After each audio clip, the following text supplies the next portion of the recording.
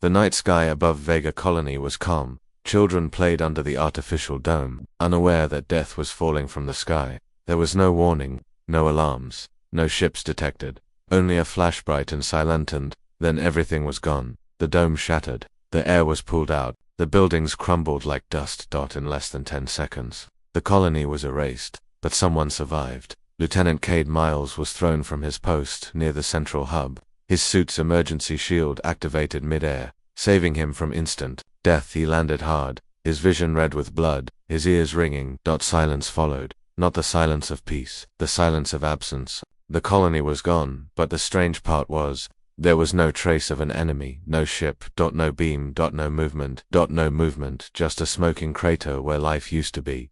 Cade crawled through the ruins, his lungs burning. His cums were dead. The air was thin, and gravity was unstable. He reached the outer edge of what used to be Command Deck A and looked around. Nothing. He should have died. He knew that. Something had chosen to let him live. That's when he saw it, a small device, shaped like a silver coin, resting on the cracked floor. It glowed softly, pulsing like a heartbeat. He picked it up, and the moment his fingers touched it, something pushed into his mind, a sharp spike of light, then a voice, not from outside, but from within. What she saw flashes, warships made of glass, soldiers with no faces, planets screaming in silence. Then he blacked out. Earth Command received the emergency signal 4 hours later. By then, the damage was done. Vega Colony was their first frontier post beyond the asteroid belt. Over 10,000 citizens lived there now. Only one signal remained. Cade's suit beacon, General Arden Locke, stood over the holographic table in Earth's orbital defense platform. His face was pale, his jaw tight. They hit us without firing. A single shot, he said to the council. That colony had top-level radar, thermal shields, and planetary defense systems. Nothing saw them coming. How can that be? Someone asked. We would have detected something, a ship, a launch signature, radiation trails. Locke pointed to the data stream. There was no ship, no launch, no heat, but something arrived, destroyed everything, and vanished without trace. Aria Velasquez, a lead systems scientist, stepped forward. We recovered something, a visual echo like a shadow caught in time. For half a second, the colony bent, the space around it warped inward. You're saying the attack came through? Space folding, not folding, breaking. They stared at her. She swallowed hard. We think someone teleported the attack. Cade woke up 3 days later inside Earth's high-sec medical dome. He didn't remember how he got there. The med team told him he'd been in deep neural lock. They also told him something strange. His brain had changed out in the center of his mind. They found a new pattern, an alien signal encoded in his neural pathways. A message, but no one could translate it. Cade sat in the recovery room, staring through the glass. He felt ... different. The world around him looked normal, but something deep inside told him the rules had changed. He wasn't the same man who left Earth. Back in the command room, Aria reviewed the coin-shaped device they pulled from Cade's suit. It still pulsed. When they placed it near a live network, something terrifying happened. It spoke in perfect English. We thought you would fall. Just that. No more. Then it melted. The metal turned to vapor, disappearing into the air as if it had never been real. The signal left behind a wave in the data stream, a frequency no human system had ever used, but it matched something found once, 20 years ago. A burst from deep space that had been marked as a natural anomaly. Now it made sense. It wasn't natural. It was the first whisper. For 2 days, every human defense system stayed on red alert. No new attack came, but the fear didn't fade. The enemy had no name, no face, no ships, only a voice and a strike that broke the laws of space. The United Planetary Defense Council gathered in secrecy. Arguments filled the room. Some wanted to retreat to Earth. Others wanted to launch a blind attack. Some suggested building more shields. Aria spoke over them all. We can't fight what we can't find, but maybe we can listen. She proposed a radical idea: create a listening grid, not just for radio, but for space distortions, pulse, shifts, gravimetric, echoes, a net, not of weapons, but of senses. General Locke approved it immediately. They called it Project Whisper. Meanwhile, Cade trained harder than ever before. He still heard the voice in his sleep. He didn't understand it, but it felt like it was watching sometimes. He dreamed of battles not yet fought, of ships falling from the sky, of himself standing alone, holding something that glowed like lightning. He asked Aria about it. Dreams are just patterns, she said. But sometimes, he replied, patterns mean warnings. Project Whisper went live 2 weeks after Vega fell. In its first hour it detected 3 events. Micro-fissures in space. Fragments of bent reality. 3 happened in deep space, close to old mining routes. No known ship had gone there in years. But someone, or something, had. The data showed the same pulse signature as Vega, and in one case, an echo of a voice. We are already inside. That night, Arya found something else. Inside the signal structure left in Cade's brain, there was a shape. Not code, not math, a map. It pointed to somewhere far beyond the known systems, outside the safe zones, beyond the stars humans had ever touched, and at the center of the map was a symbol, a ring, broken at one side. Cade looked at it and felt something move. In his chest he knew what it meant. Even if no one told him, it was a door, and it was open. He whispered, "They're not coming from outside." Arya turned to him. "What? They're already here." In silence, she looked back at the map, and in the center of the ring, the data began to change. New coordinates. New signals. The war wasn't over, it hadn't even begun. The Earth Federation Council was live. All 25 leaders appeared in a single floating broadcast. Their faces projected over every major colony and defense station in the system. They spoke calmly, clearly, assuring the population that Vega colony's destruction was under full investigation. No cause confirmed. No signs of war. It was a lie, and before they could finish the sentence, they were gone. Every screen across the solar network went black. No noise, no warning. Just silence, and then music, soft, beautiful, a human choir, singing an old Earth hymn, but with no lyrics, just a haunting harmony. People stared at their screens, waiting for the image to return. It didn't. Single quotes. Instead, a new voice spoke. One word, clear, cold, collapse. Across the colonies, systems began to fail. Satellites lost orbit. Drones dropped from the sky. Weapons froze. Even the oxygen scrubbers on lunar stations skipped one pulse, just long enough to cause panic. Earth's defense net went offline for 3 seconds. Long enough for a gap. Long enough to remind humanity that someone, somewhere, could reach them without setting foot on a battlefield. Aria Velasquez ran into the control room at Helix Command.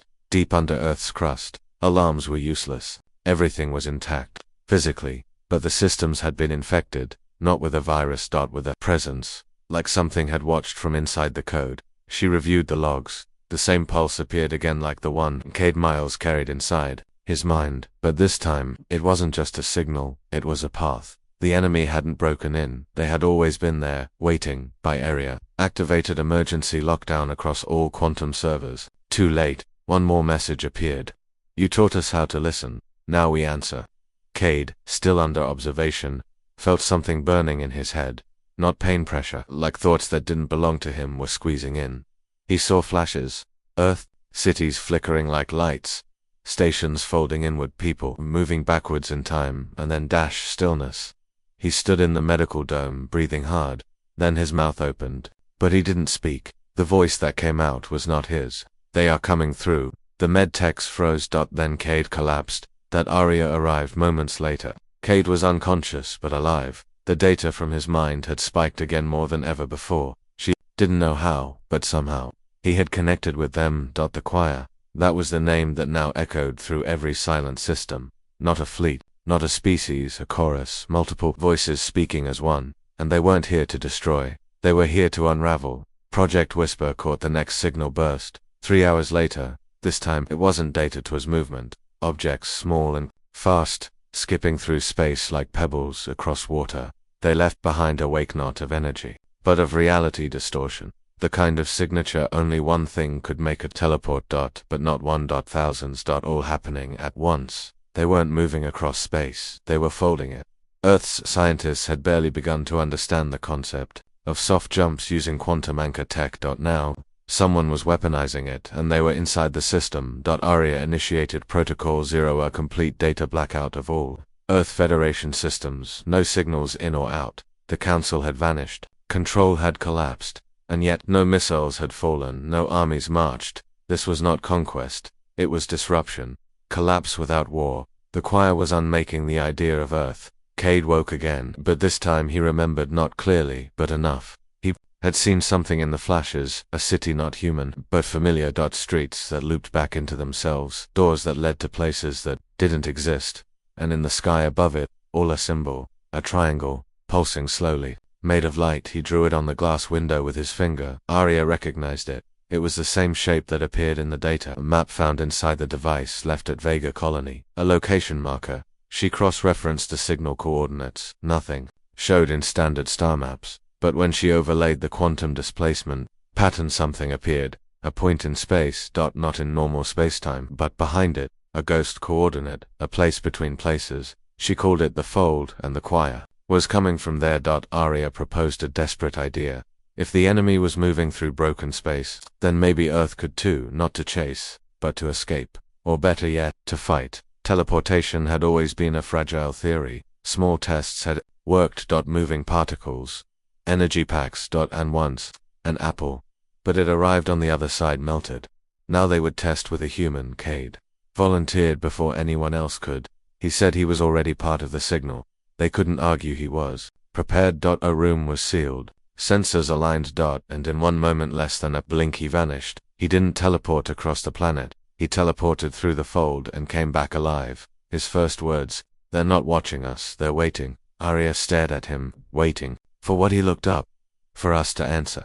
Project Whisper lit up like never before now. Every signal wasn't a warning, it was a map.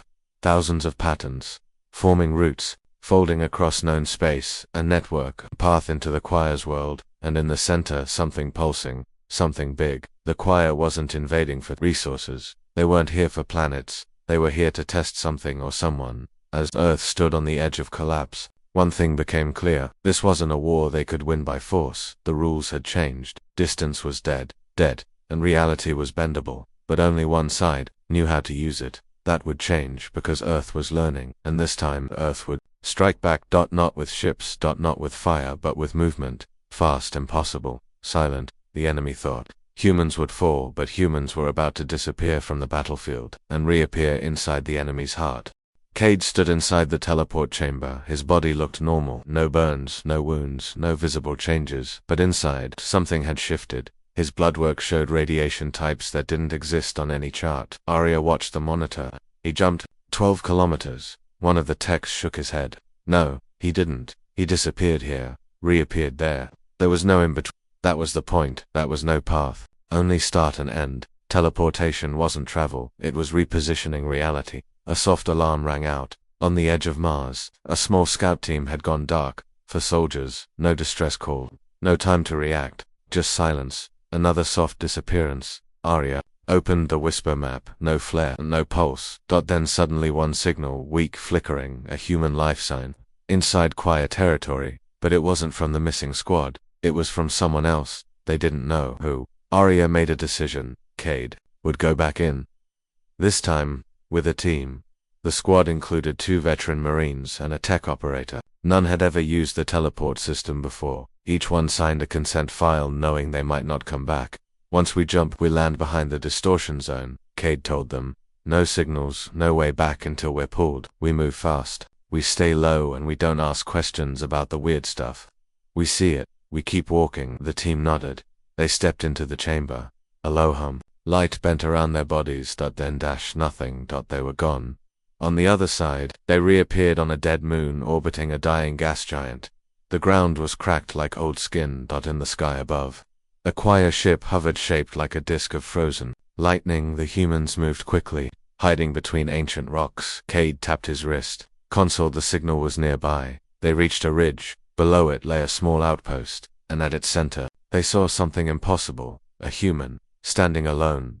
Unafraid, arms raised toward the sky. He wore no suit, yet he breathed the dead air. Who is that? The tech whispered. Cade stepped forward. The man turned. He looked like someone from Earth. Late 40s, eyes pale blue, but his body shimmered slightly. Not solid. He smiled. You came faster than expected. Cade raised his weapon. Who are you? The man stepped closer. I'm from Earth. Same as you. But I didn't survive my teleport like you did.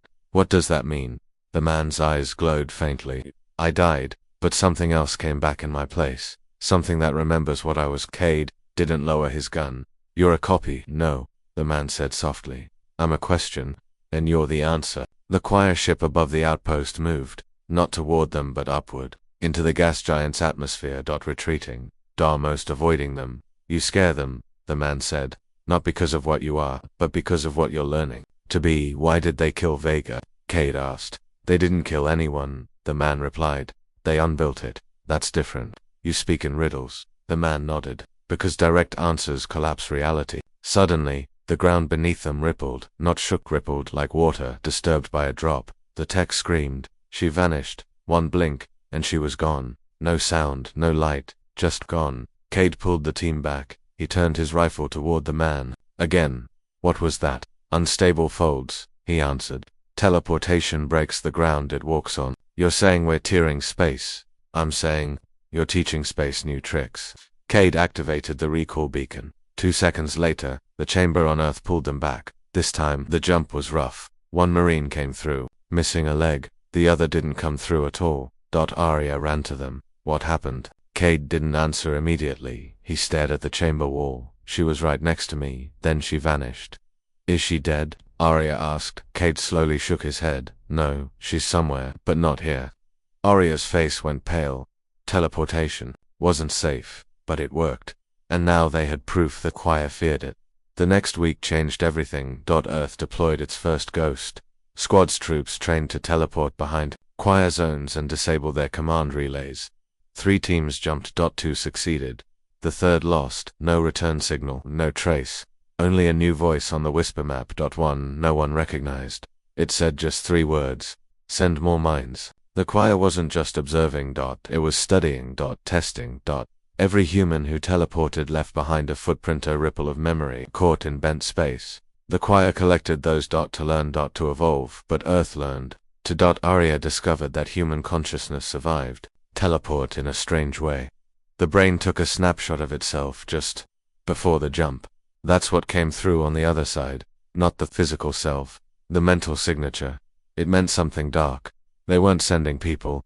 They were sending copies of thought, wrapped in flesh. Each time they jumped, they became slightly less like themselves. Cade jumped 5 times in 2 weeks. Each time he felt more distant, like memories were shadows, like he remembered the shape of Earth, but not the smell. He wrote things down. A journal, because he no longer trusted his memory alone. Then came the mission that changed everything. Earth's orbital defense grid picked up a Choir beacon on the edge of Saturn. A perfect target. Too perfect. Still, orders were orders. Cade led the strike. They jumped mid-space, appearing inside the Choir ship. They were ready to fight, but no one was there. No crew, no systems. Only walls and mirrors, reflections of themselves. One soldier screamed when she saw her reflection move before she did. Another looked into a mirror and saw her child, who had died 10 years ago. Cade stood in silence. No fear. He stepped forward and placed his hand on the wall. It melted, revealing a pulse core. And at its center, the same triangle symbol. He touched it. The ship collapsed inward. Not exploded. Collapsed. Vanished. Cade and his team fell into blackness. Then woke up on the floor of the teleport chamber. The mission had lasted 20 seconds. The data showed they had been gone for hours. Time meant nothing anymore. Arya met Cade in the med bay. She said nothing for a long time, then she handed him a small device, a recorder. It had been inside his gear when he returned, but he hadn't taken it in with him. The tape played a voice. His own, but older, tired, softer. If you're hearing this, then you made it past the fold. But remember, what we're fighting is not a species. It's a mirror.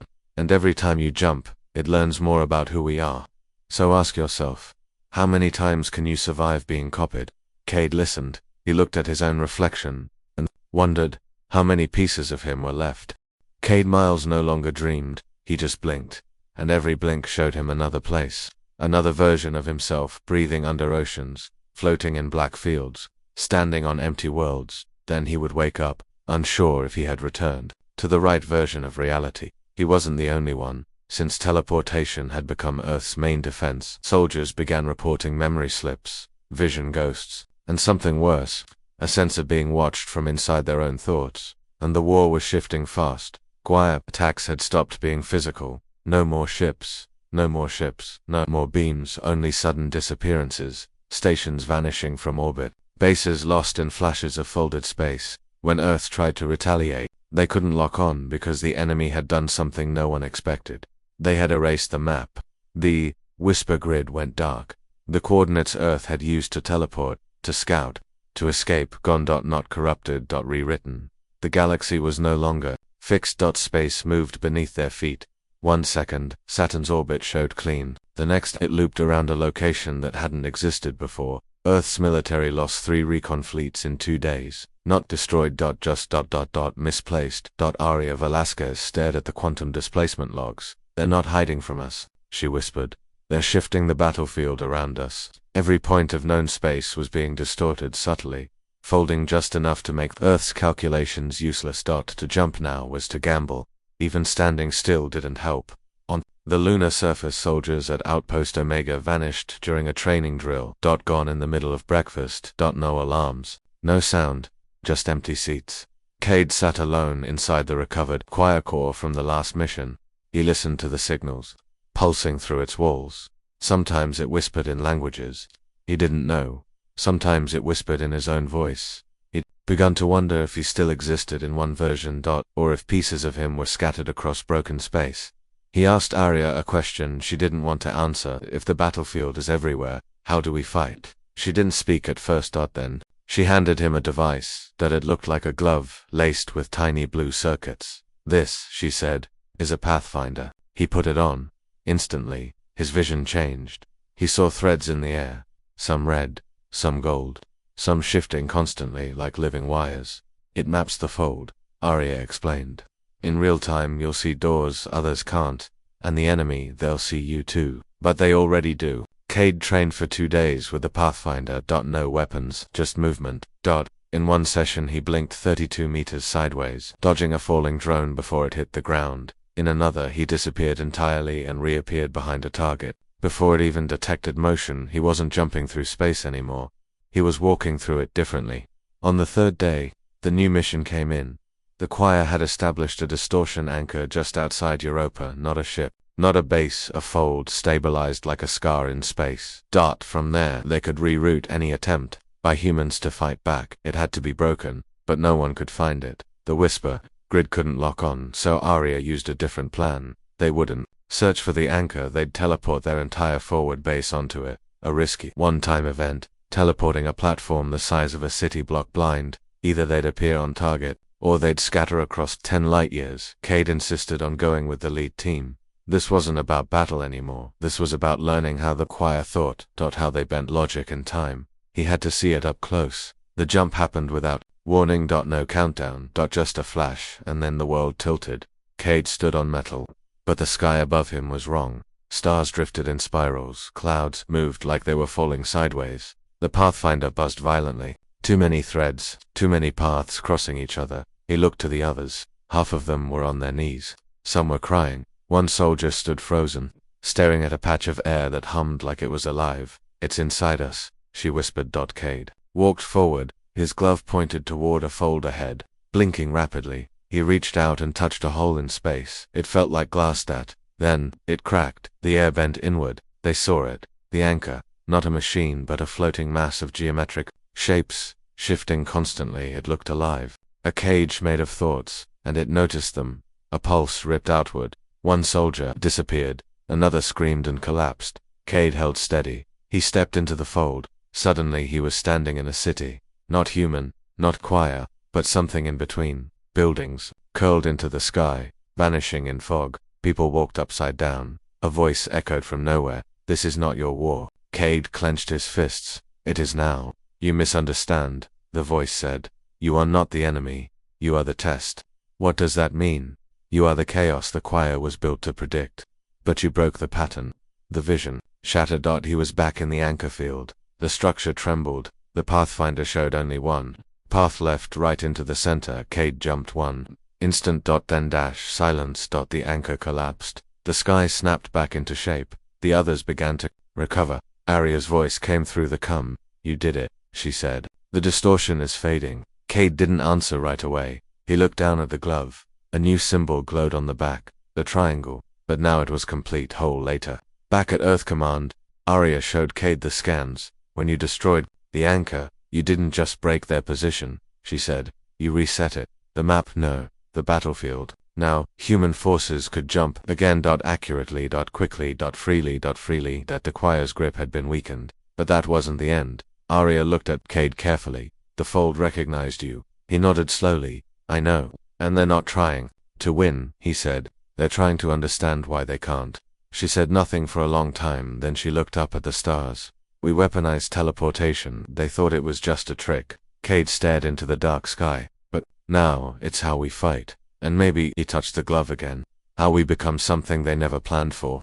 Earth was cracking, not the surface. Not the oceans, the space around it. Teleportation was never meant to be used this much, this fast.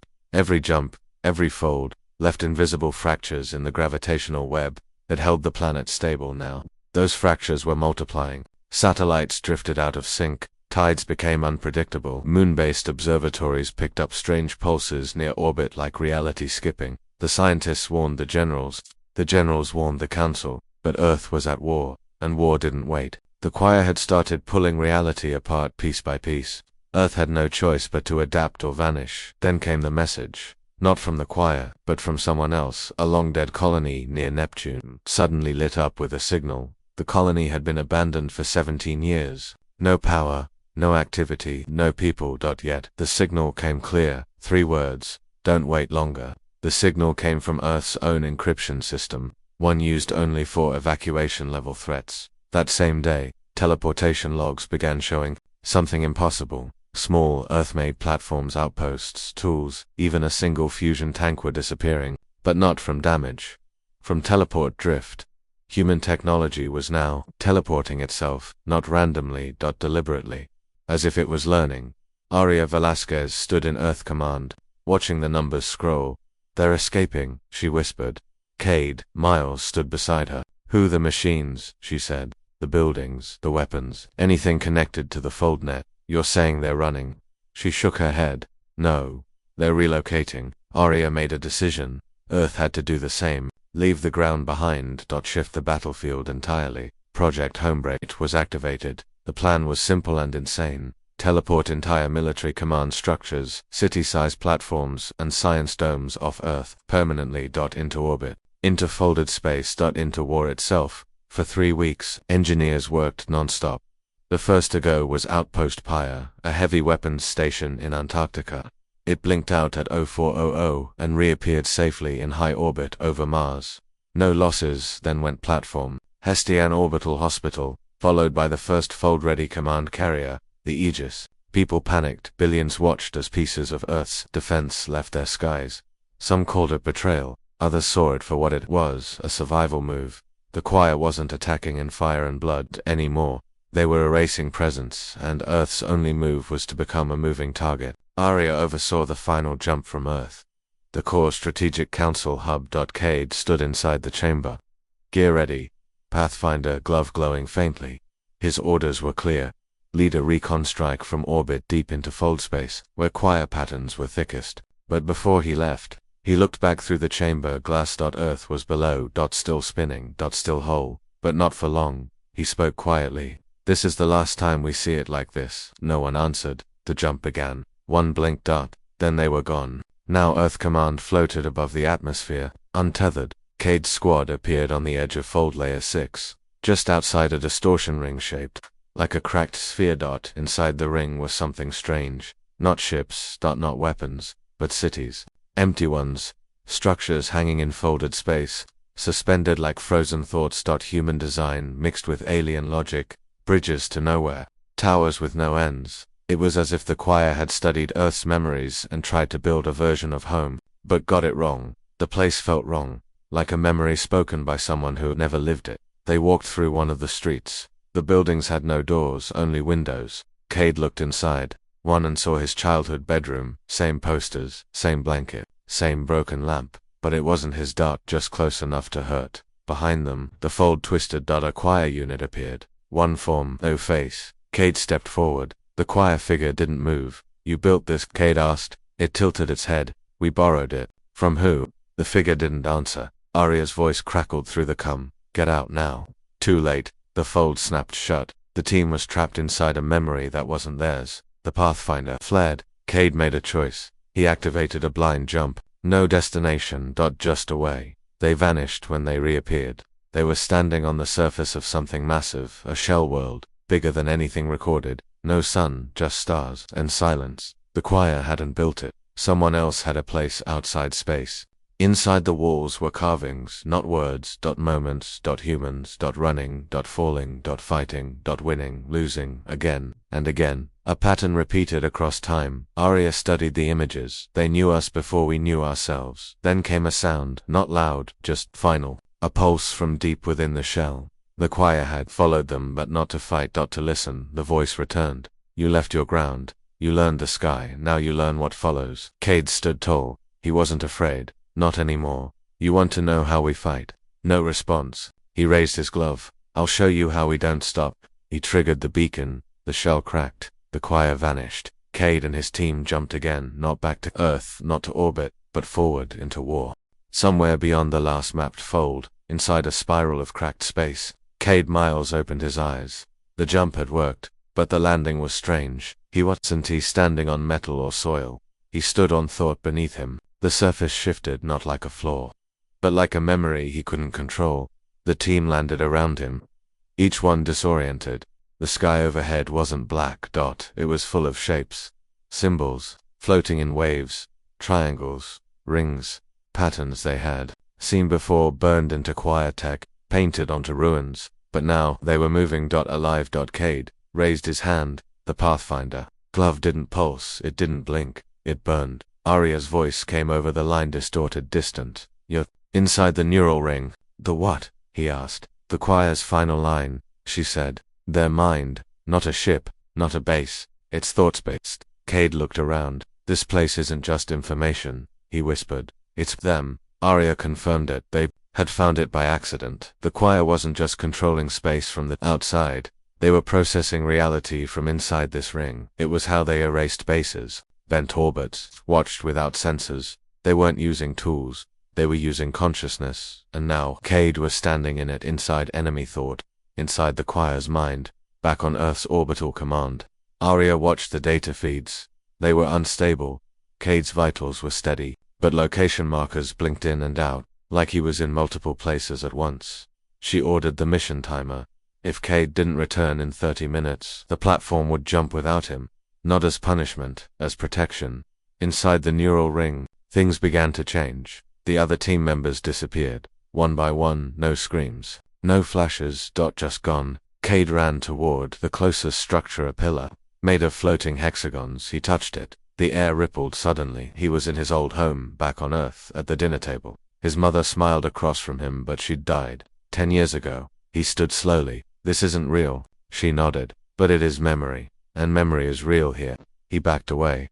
You're not her. I'm not, she said. But I was built from her. Her face began to shift. Her eyes turned glassy. Her skin faded to mist. Then she vanished. Cade turned. Now the table was gone. He stood on a battlefield. Choir units surrounded him, but they didn't move, frozen, waiting. A voice filled the air, not a scream, not a whisper, just presence. You are inside our pattern. Cade looked around. This is your weakness. We have no weakness. You do now. He activated the Pathfinder. It blinked wildly, unable to form stable paths, but one thread remained thin, flickering. He jumped. The neural ring shook. Back in orbit. Arya screamed to her team. Pull him now. Too late. The entire ring collapsed. Not destroyed, folded inward, like a thought being forgotten. And then Cade appeared on the command deck, alive, but changed. His eyes glowed faintly. His voice was calm. I saw it. Arya stepped forward. Saw. What, the end of them? He handed her a small object. It wasn't tech. It wasn't tech.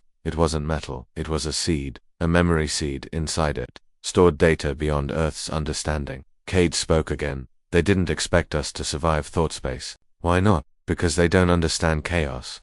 Arya looked at the seed. What is it? Cade answered without blinking. A map. To what? To their fear. The choir was not a race, not a hive, not a godlike being. They were a system of control, a code designed to remove uncertainty across the galaxy. And humans were unpredictable. That made them dangerous. Inside the memory seed, Arya found coordinates, not in any charted space. Not in any charted space, not even inside the fold. Beyond it, an origin point, a beginning. She looked at Cade. His body trembled slightly. His mind had touched too much. He was slipping. Still him, but only mostly. Arya placed the seed in containment. Earth would study it, but Cade's words stayed in her mind. You are inside our pattern. No.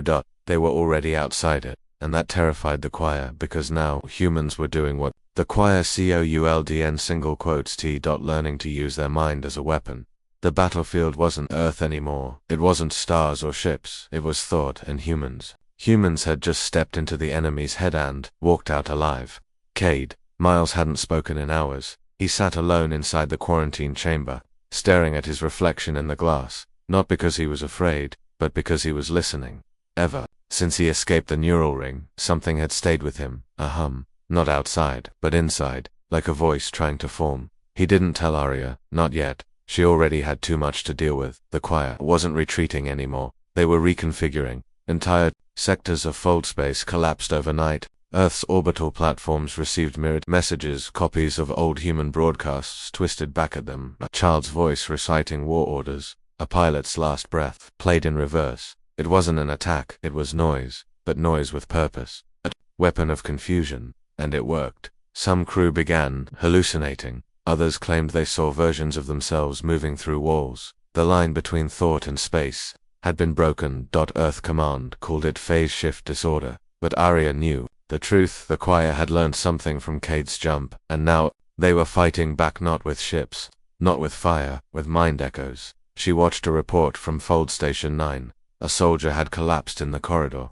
whispering things from Cade's mission, things no one else had known. When she interviewed the soldier later, he didn't remember anything, but he'd drawn the same triangle symbol on his wall, just like Cade had. The infection wasn't biological, that it was informational, thoughts spreading like virus. Cade knew what had to be done. He requested a new type of mission, not a jump, a reverse thought implant. If the choir could send confusion into human minds, humans could send something back. Memory, intention, pain, hope, anything the choir couldn't process, because the choir was built for logic, and humans, they were built for the unknown. Arya resisted the idea at first. It was dangerous, uncontrolled, unproven, but the situation was breaking fast. Choir echoes reached Earth's orbital farms, scrambling entire food systems with emotion-triggered shutdowns. A maintenance worker cried in front of a control panel. The whole station shut down for 2 hours. Feelings were now stronger than weapons, so Arya said yes. Cade was connected to the interface one designed by Project Whisper, based on fragments from the memory seed. His goal was simple: inject a memory into fold-space, not a plan, not data, a raw experience.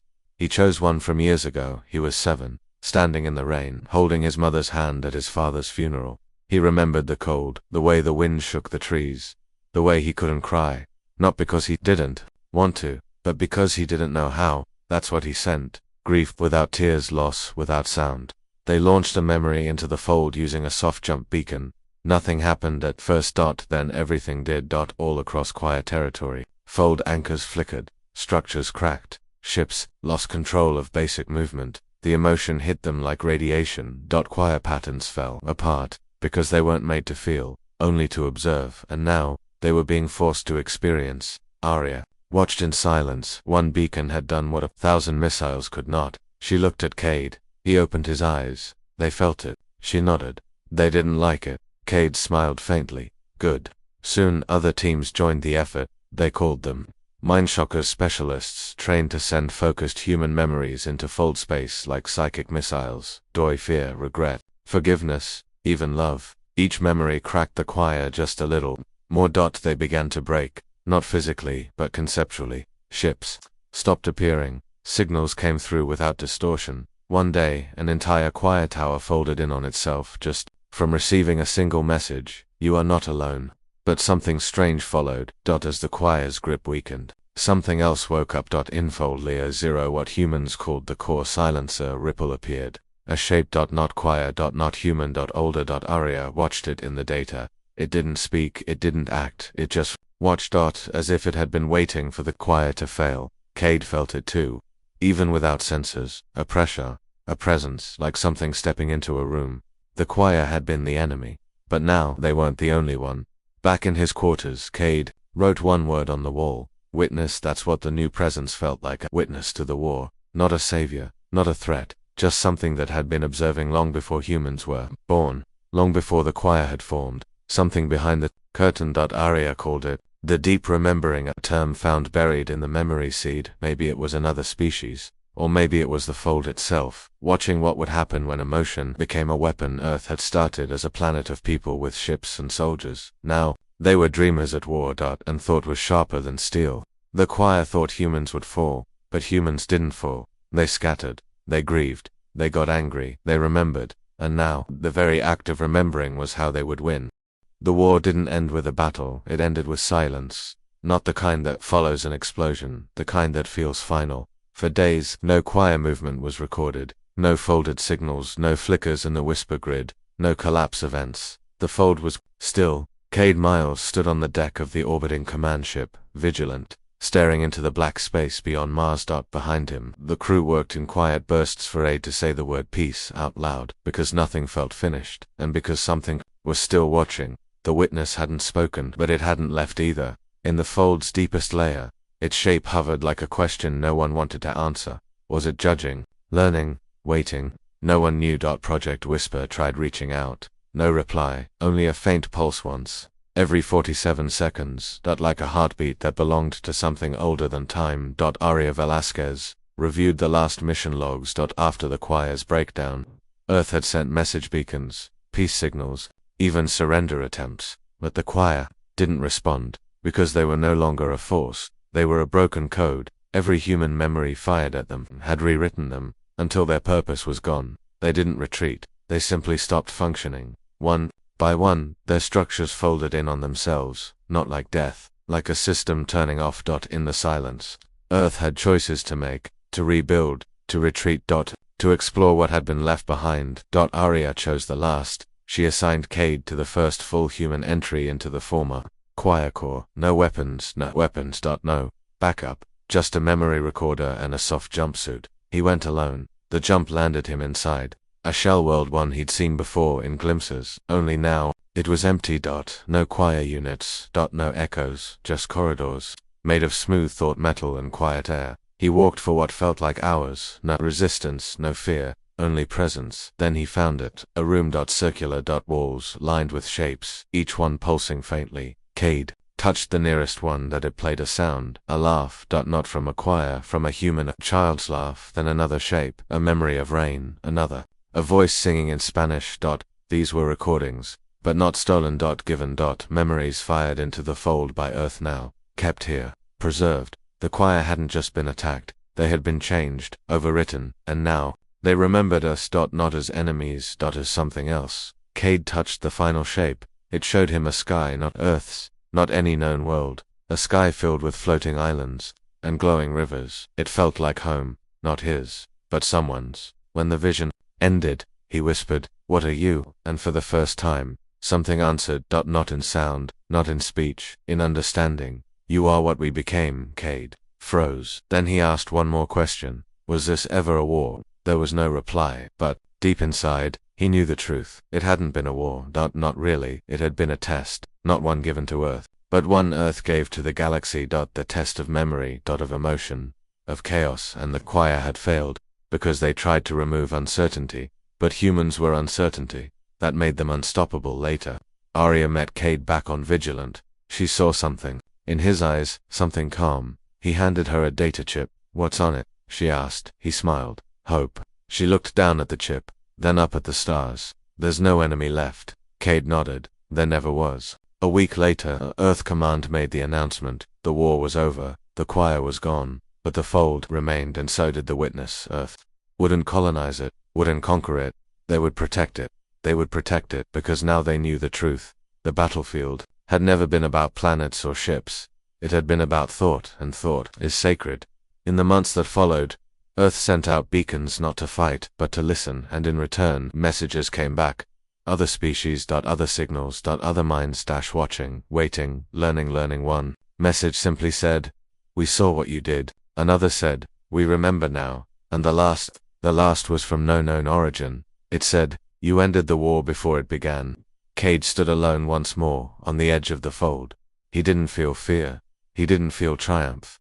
He felt something else. The quiet weight of knowing that humans didn't win this war. They changed it, and in doing so, they changed everything forever.